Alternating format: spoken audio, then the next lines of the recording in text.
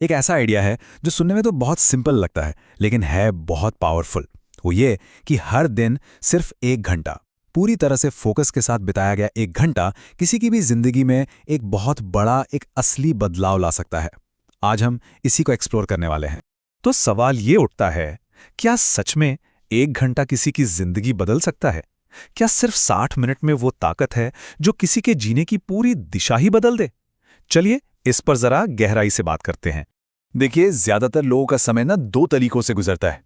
एक तो है आम दिनचर्या, बस फोन पर स्क्रॉल करते रहना, चीजों की शिकायतें करना और फिर अगले दिन वही सब दोहराना।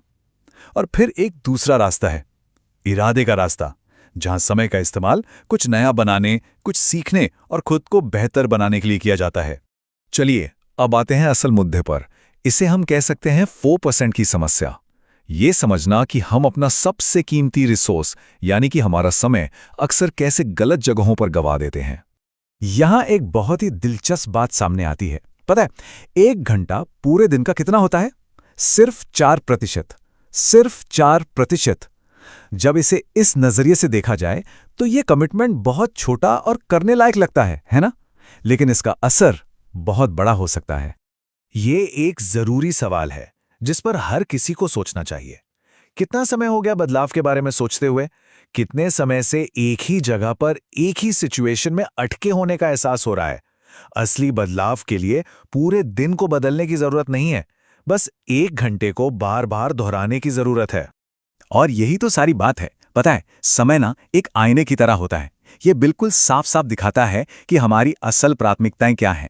अगर समय बस ध्यान भटकाने वाली चीजों में जा रहा है तो इसका सीधा मतलब है कि हमने तरक्की की जगह उन चीजों को चुना है। तो चलिए अब बात करते हैं उस 1 घंटे के वादे की। ये समझने की कोशिश करते हैं कि रोज की ये छोटी सी आदत लंबे समय में जाकर कितना बड़ा, कितना जबरदस्त नतीजा दे सकती है। यहाँ ये गणित बिल्कुल साफ है। रोज का 1 घंटा जुड़ते जुड़ते कितना बन जाता है? 1 महीने में 30 घंटे, 6 महीने में 180 घंटे और 1 साल में पूरे 365 घंटे। सोचिए, ये वो समय है जो शिकायत करने में नहीं बल्कि खुद को बनाने में लगाया गया है। और इस निवेश का नतीजा क्या निकलता है? ये इंसान को अंदर से बदलता है, अनुशासन बनता है, सोचने का तरीका तेज होता है, जिंदगी में लगातार प्रगति होती है और एक ऐसा आत्मविश्वास पैदा होता है जो टिकता है, जो खोखला नहीं होता।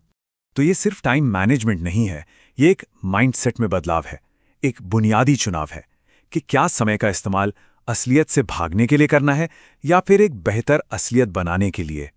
ठीक है, तो अब सवाल ये है कि इस 1 घंटे में आखिर करना क्या है, इसे कैसे बनाना है? तो इसके लिए इरादे के साथ काम करने के 4 बहुत ही साफ स्तंभ हैं। ये फ्रेमवर्क बिल्कुल सीधा है। पहला, अपने दिमाग को तेज करना, कुछ पढ़ना, लिखना या कोई नई चीज सीखना। दूसरा, अपने शरीर को मजबूत करना, व्यायाम करना, चलना, पसीना बहाना।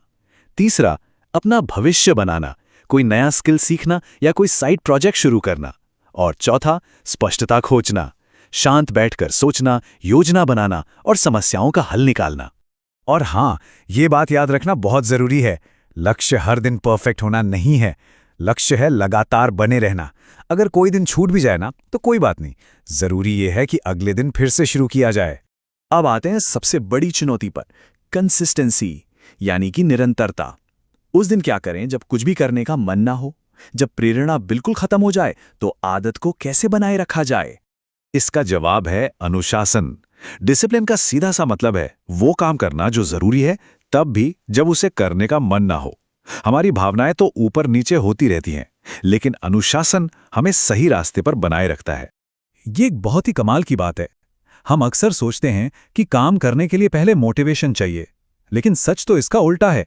जब कोई बस काम करना शुरू कर देता है तो प्रेरणा खुद ब खुद उसके पीछे पीछे आ जाती है। तो निरंतरता बनाए रखने के लिए कुछ आसान तरीके हैं। अपने कामों को रोज ट्रैक करें, अपने पैटर्न को लेके ईमानदार बने, कोशिश करें कि ये जो चेन बन रही है वो टूटे नहीं, और आदत को तब तक दोहराते रहें जब तक कि वो आपकी पहचान का हिस्सा ना बन जाए।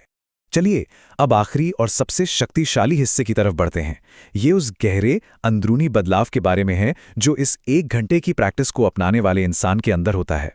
पहला और सबसे बड़ा बदलाव जो आता है वो ये है कि इंसान खुद से किए वादे तोड़ना बंद कर देता है। वो जो छोटे छोटे वादे हम खुद से करते हैं और तोड़ देते हैं, वो सिलसिला बंद हो जाता है। और जब खुद से किए वादे पूरे होने लगते हैं तो धीरे धीरे आत्मविश्वास यानी सेल्फ ट्रस्ट बनने लगता है। अपनी ही क्षमताओं पर, अपने ही कहे शब्दों पर भरोसा पैदा होने लगता है। और जानते हैं इसका आखिरी नतीजा क्या होता है? इंसान एक ऐसे व्यक्ति में बदल जाता है जिसका वो खुद सम्मान करता है, और इससे बड़ी कोई और उपलब्धि नहीं हो सकती। और अंत में बस ये एक नंबर सब कुछ कह देता है, 365। ये 1 साल की मेहनत का प्रतीक है। ये उन घंटों की संख्या है जो खुद को बनाने, आगे बढ़ने और विकसित होने में लगाए गए, जबकि दूसरे बस शिकायत ही करते रह गए। तो अब सवाल सिर्फ एक ही बचता है, एक सीधा सवाल जो सोचने और फैसला लेने के लिए है। क्या कोई आखिरकार खुद को चुनने, खुद को प्राथमिकता देने और उस 1 घंटे को अपनाने के लिए तैयार है?